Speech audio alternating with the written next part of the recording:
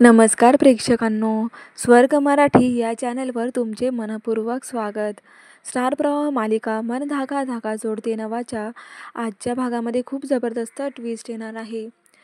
तेव्हा आता पाहूयात.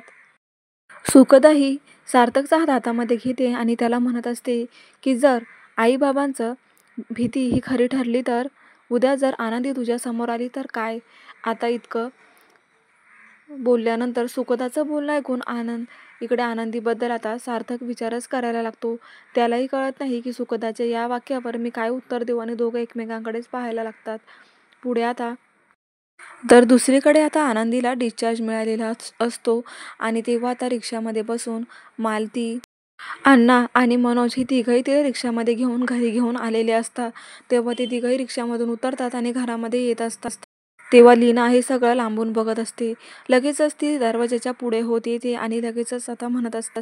आनंदीकडे पाहून ती म्हणत असते की आनंदीला ह्या घरामध्ये स्थान नाही. असं म्हटल्याबरोबर सर्वांनाच धक्काच बसतो. सर्वजण रागाने बघत असतात. आनंदीलाही खूप वाईट वाटत असतं.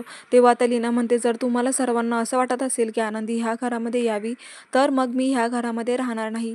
तेव्हा आता प्रेक्षकांना खूप जबरदस्त ट्विस्ट आलाय. काय होईल, आनंदीला लीना घरात घेईल की नाही हेच आपल्याला उद्या पाहायचं आहे. तर नवीन असाल तर स्वर्ग मराठी या चॅनलला सबस्क्राईब करा. नोटिफिकेशनसाठी बेल आयकॉनवर क्लिक करा म्हणजे रोजचे अपडेट्स तुम्हाला वेळेवर पाहायला मिळतील. भेटूया उद्याच्या भागामध्ये. आजचा भाग कसा वाटला कमेंट करून नक्की कळवा. धन्यवाद.